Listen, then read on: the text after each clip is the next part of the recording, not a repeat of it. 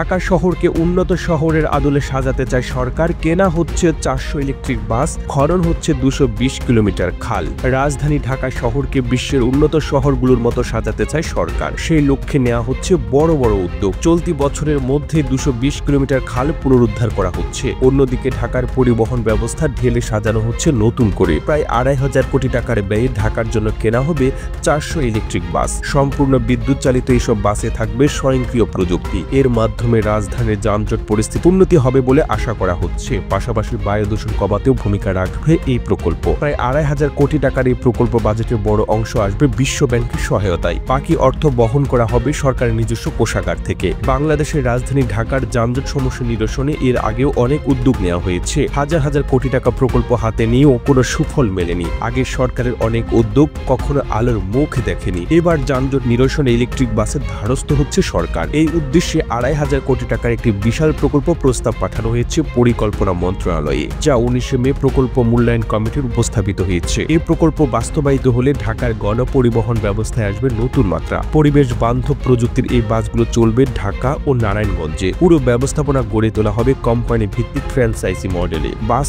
চালানোর জন্য নির্মিত হবে 3টি আধুনিক চার্জিং ডিপো। সেগুলোর অবস্থান হবে পূর্বাচল, ঝিলমিল ও কাঁচপুরে। এর মধ্যে পূর্বাচলে নির্মিত হবে প্রথম ডিপো। এই প্রকল্প বাস্তবায়নের দায়িত্বে থাকবে ঢাকা পরিবহন সমন্বয় কর্তৃপক্ষ। বাস পরিচালনার দায়িত্বে থাকবে বিভিন্ন বেসরকারি অপারেটর, যারা নির্দিষ্ট মান বজায় রেখে পরিবহন সেবা দেবে। প্রকল্পের ব্যয় মেটানোর জন্য 2,135 কোটি টাকা ঋণ দেবে বিশ্ব ব্যাংক, আর বাংলাদেশ সরকার দেবে 365 কোটি টাকা। 5 বছর মেয়াদী এই প্রকল্প শুরু হবে 2025 সালের জুলাই মাসে, যা শেষ হবে 2030 সালের জুনের মধ্যে। এই উদ্যোগের পেছনে মূল উদ্দেশ্য হচ্ছে পরিবেশ দূষণ রোধ ও কার্বন নিঃসরণ কমানো।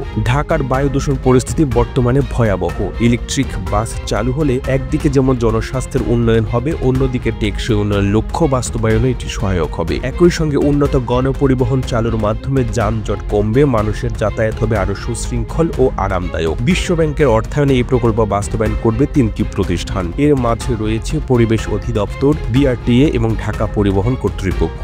পরিবেশ অধিদপ্তর কাজ করবে বাতাসের মান উন্নয়নে, বিআরটিএ পরিবহন খাতে সক্ষমতা বৃদ্ধিতে ভূমিকা রাখবে, আর ঢাকা পরিবহন কর্তৃপক্ষের দায়িত্বে থাকবে বাস চালু, অবকাঠামো নির্মাণ, নীতিমালা প্রণয়ন ও প্রযুক্তিগত সহায়তার কাজ। এই প্রকল্প সফল হলে ঢাকার চেহারা বদলে যাবে বলে মনে করছেন সংশ্লিষ্টরা। এদিকে ঢাকার আরও একটি বড় সমস্যা নিরসনে কাজ এগিয়ে যাচ্ছে। খাল দখল এবং জলাবদ্ধতা সমস্যা দীর্ঘদিনের পুরনো। এই সমস্যা নিরসনে কাজ করছে সিটি কর্পোরেশন। চলতি বছরের মধ্যে 220 কিলোমিটার খাল খননের লক্ষ্য ঠিক করেছে ঢাকা উত্তর সিটি কর্তৃপক্ষ।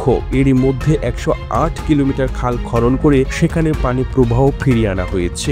বাকি 112 কিলোমিটার খাল খনন করে সেগুলোতেও পানি চলাচল নিশ্চিত করার কাজ পুরোদমে চলছে। এদিকে খাল খননের পাশাপাশি পরিবেশ উন্নয়ন এবং সৌন্দর্য বৃদ্ধির উদ্যোগ নেওয়া হয়েছে। খালের দুই পাড়ে 216 কিলোমিটার জায়গা জুড়ে বৃক্ষরোপণের পরিকল্পনা করা হয়েছে। এই গাছপালার মাধ্যমে খালের পাড় রক্ষা, হেঁটে চলার পথ তৈরি এবং ভবিষ্যতে দখল ঠেকানোর কাজেও সাহায্য করবে। সরকারের বন বিভাগের সহায়তায় এই বৃক্ষরোপণ অভিযান শুরু হবে আগামী 1 জুন থেকে। এই বাস্তবতার কার্যকর পদক্ষেপ নেওয়ার দাবি ছিল সরকারের প্রতি। অন্তর্বর্তী সরকার আসার পর এতদিন বড় কোনো উদ্যোগ দেখা যায়নি। এবার উল্লেখযোগ্য 2টি উদ্যোগ দৃশ্যমান হয়েছে। এর মধ্যে 220 কিলোমিটার খাল খনন ও পুনরুদ্ধার কার্যক্রম এগিয়ে চলছে। পাশাপাশি 400টি ইলেকট্রিক বাস কেনার পরিকল্পনা হাতে নেওয়া হয়েছে। এই 2টি প্রকল্প সফল হলে ঢাকার পরিস্থিতি অনেকটাই উন্নতি হতে পারে, কিন্তু সফল করাটাই চ্যালেঞ্জিং। কারণ এর আগেও খাল পুনরুদ্ধার করা হয়েছে, কিন্তু সেসব আবার দখলে নিয়েছে প্রভাবশালীরা। যানজট নিরসনেও আগের সরকারগুলো অনেক বড় বড় উদ্যোগের কথা বলেছে, যার কোনো বাস্তবায়ন এখনো দেখা যায়নি। প্রতিবেদনটি তৈরিতে তথ্য ও উপাত্তের সাহায্য নেওয়া হয়েছে দূরবীন নিউজ নামক ফেসবুক পেজ থেকে। আর এতক্ষণ আপনারা সঙ্গে ছিলেন বিশ্ব বাংলার। সেই সঙ্গে আপনি বাংলাদেশের কোন জেলা থেকে এই ভিডিওটি দেখছেন আমাদের কমেন্ট করে জানান। আমরা পরবর্তী ভিডিওতে আপনাকে ধন্যবাদ জানাতে ভুলব না। এতক্ষণ বিশ্ব বাংলার সাথে থাকার জন্য অসংখ্য ধন্যবাদ।